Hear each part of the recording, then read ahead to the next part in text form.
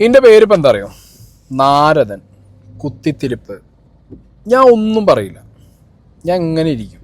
Okay, കാരണം എന്താണെന്ന് വെച്ച് കഴിഞ്ഞാൽ ഇതാരാണോ തുടങ്ങിയത്, ആരാണോ പടച്ചു വിടുന്നത്, കമൻറ്റ് ബോക്സിൽ ആരൊക്കെ എഴുതിയോ, ഒരു ദിവസം വരും, ഏതെങ്കിലും ഒരു ദിവസം വരും.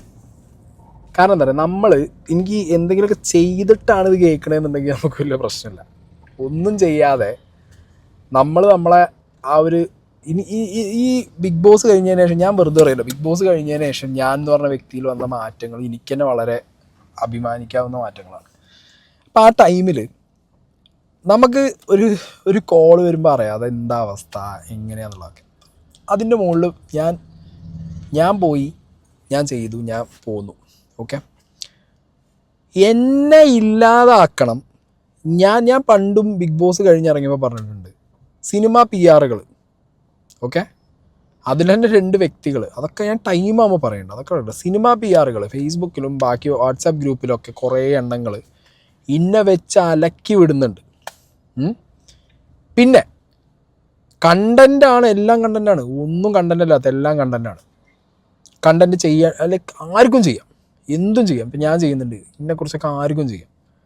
അടുത്ത് നിൽക്കുന്ന, ഏറ്റവും ക്ലോസ് ആയിട്ട് നിൽക്കുന്ന ആളുകൾക്ക് കണ്ടൻറ്റ് വന്നാലടക്കം, ഇപ്പം ഞാൻ പലപ്പോഴും നിങ്ങൾ കമൻറ്റ് ബോക്സിൽ പറയാറുണ്ട്, സായി ഇങ്ങനെ അടുത്തുള്ളവരെ വരുന്ന സമയത്തോ അല്ലെങ്കിൽ സായിക്ക് വേണ്ടപ്പെട്ടവരോടോ ഉണ്ടടോ, അത്രയും ക്ലോസ് ആയിട്ടുള്ളവരോടോ അല്ലെങ്കിൽ അത്രയും നമ്മൾ കൺസേൺ കൊടുക്കുന്നവരോടോ ഉണ്ട്.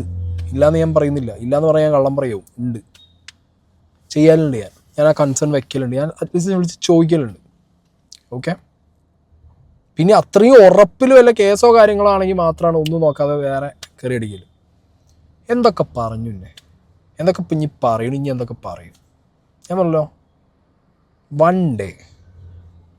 ഡേ ഇത് പറഞ്ഞുണ്ടാക്കിയവന്മാരും ഇത് പറഞ്ഞവരും, ഓക്കെ, ആ ദിവസം നിങ്ങൾ ഇങ്ങനെ ഇരിക്കും, മിണ്ടാതിരിക്കുമ്പോൾ അപ്പം ഇങ്ങനെയുള്ളൊരു സമാധാനം എനിക്ക് കിട്ടുമല്ലോ, അത് മതി. അത് ഏത് ദിവസം വരുമോ, എപ്പോൾ വരുമോ എന്നുള്ളത് അതിനെ ഞാൻ കാത്തിരിക്കുന്നതാണ് കാര്യം. കാരണം 100 അല്ല 1000 അല്ല 1,00,000% ഞാൻ ഈ കാര്യത്തിൽ ക്ലീനാണ്.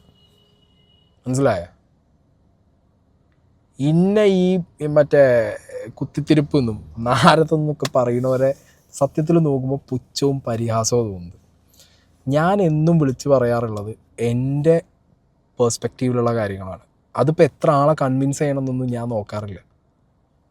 ഞാൻ 10-100 ആളെ ഗാലറീനെ നോക്കി കൈയടിപ്പിച്ച് ഇങ്ങനെ കൺവിൻസിങ് ആയി അവർക്ക് പറ്റുന്ന രീതിയിൽ കയ്യടി കിട്ടാൻ വേണ്ടി ഇടുകയാണെന്നുണ്ടെങ്കിൽ ഞാൻ ഒരിക്കലും എൻ്റെ മനസ്സിനോ എൻ്റെ തലേനോ എന്തില്ല സമാധാനത്തിലോ അല്ലെങ്കിൽ സന്തോഷത്തിലോ ഞാൻ ഇരിക്കില്ല.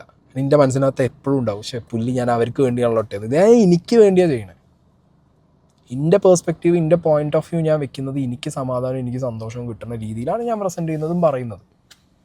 ഒരു മനസ്സമാനം ഉണ്ടല്ലോ, നമുക്കൊരു വിഷയത്തിൽ നമ്മളുടെ 4 കാര്യം നമ്മൾ പറഞ്ഞു, ഒരു മനസ്സമാനം കിട്ടും. അതിനായിട്ട് കണക്ട് ചെയ്യുന്ന ഇഷ്ടം പോലെ ആളുകളുണ്ട്.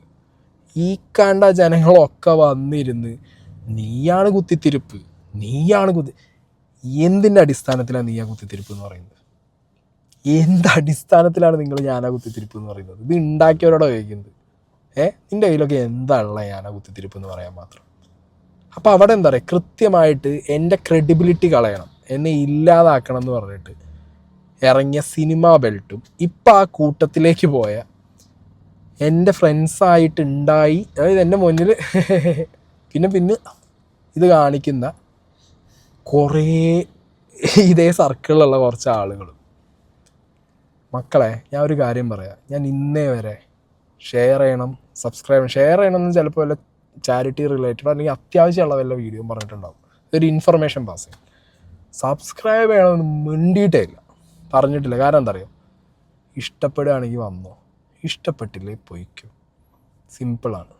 ഓക്കെ, അത്രയേ ഉള്ളൂ. അതിലൊക്കെ ലൈക്ക് അടിക്കണമെന്നോ ഒന്നുമില്ല. കമൻ്റ് ഇടാൻ പറയാറുണ്ട്, കാരണം നിങ്ങളുടെ പേഴ്സ്പെക്റ്റീവ് എനിക്ക് അറിയണം, അതിന് പറയാറുണ്ട്. മനസ്സിലായോ? എനിക്ക് ഭയങ്കര ഹേർട്ടായതെന്നറിയോ, ഞാൻ ഒരിക്കലും ചെയ്യാത്തതോ വിചാരിക്കാത്തതോ ആയിട്ട് നമ്മളൊരു ഇൻസ്റ്റൻറ്റിൽ നമ്മളല്ലെങ്കിൽ ഒരു സ്ഥലത്ത് നമുക്കറിയാം, ഞാൻ ഈ പണി കുറേ കാലമായിട്ട് ചെയ്യുന്നുണ്ടാവും, എനിക്കറിയാം. ഓക്കെ, അവിടെ ചെല്ലുക, അത് നോക്കുക, അത് ചെയ്യുക, അത് ഞാൻ ചെയ്തു കൊടുക്കുന്ന അല്ലെങ്കിൽ ഇന്നെ വിശ്വസിച്ച് വിളിക്കും, അത് അത്ര മാത്രമേ ഉള്ളൂ. അതിൽ ചതിയുണ്ടോ അല്ലെങ്കിൽ അതിനകത്ത് വേറെ എന്തെങ്കിലും ഉണ്ടോ അല്ലെങ്കിൽ അതിനകത്ത് ഇനി ഒരാളിനെ വിളിക്കുന്നത് എന്തിനാണ്, അവരുടെ സ്വാർത്ഥ താല്പര്യത്തിനാണോ അതോ ഇനി അവരുടെ റിയൽ അവസ്ഥയാണോ, ഇതൊക്കെ മനസ്സിലാക്കാൻ നമുക്ക് പറ്റും. ഓക്കെ, അതുകൊണ്ടാണല്ലോ ഈ പണി എടുക്കണേ. അതേമാതിരി കുറേ വാട്സാപ്പ് ഗ്രൂപ്പിലും ഫേസ്ബുക്കിലൊക്കെ സീക്രട്ട് ഏജൻറ്റ് ഇല്ലാതാക്കണം, സീക്രട്ട് ഏജൻറ്റ് തീരണം. ആ ഒരു സാധനം ഉണ്ടല്ലോ, ഞാനിപ്പോഴും പറയുന്നു, അതൊക്കെ ചെയ്യുന്നതോ കാണിക്കുന്നതോ ആയ ആളുകൾക്ക് കൃത്യമായ അജണ്ടകൾ അവർക്കുണ്ട്. മനസ്സിലായില്ല? അത് ഫേസ്ബുക്കിൽ നിന്ന് മറ്റേ ബിഗ് ബോസ് പോയി വന്നപ്പോൾ ഞാൻ മനസ്സിലാക്കിയ കുറച്ച് പാടാണത്. അത് ഫേസ്ബുക്കിൽ കഴിഞ്ഞു, ആ PR വർക്കൊക്കെ ഒന്നുകൊണ്ട് നിന്നു, കാരണം അവർക്ക് പിന്നെ ഒന്നും ചെയ്യാൻ പറ്റുന്നില്ല. ഞാനെൻ്റെ പാട്ടിന് പോയിക്കൊണ്ടിരിക്കുന്നുണ്ട്. PR ഫണ്ടിങ് കഴിഞ്ഞു, പരിപാടി നിന്നു. രണ്ടാമതും ഒരു സൈഡിൽ നിന്ന് ഞാൻ പറയുന്നത് എല്ലാം PR വർക്ക് എന്നല്ല, പക്ഷേ ഇതിന് തിരികൊളത്തി വിടുന്ന കുറച്ച് സാധനങ്ങളുണ്ട്. ഈ മീമുകളും സാധനങ്ങളും ക്രെഡിബിലിറ്റി കളയുന്ന സാധനങ്ങൾ. ഇവനാണ് കുത്തിത്തിരി. ഒരു കോള് വന്നു, കൂടുതലൊന്നും പറയുന്നില്ല.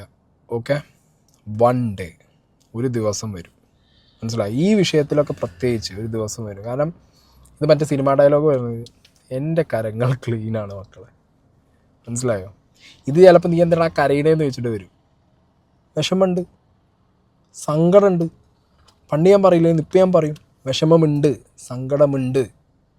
കാരണം ചിന്തിക്കാത്തതോ പറയാത്തതോ ചെയ്യാത്തതോ ആയിട്ടുള്ള കാര്യത്തിന് ചുമ്മാ വന്നിരുന്ന് പറയുമ്പോൾ നല്ല സങ്കടമുണ്ട്. അതിൽ ഒരു ദിവസം നിങ്ങൾ റിഗ്രറ്റ് ചെയ്യും. ആ ഡേ വരെ ഞാൻ കാത്തിരിക്കും.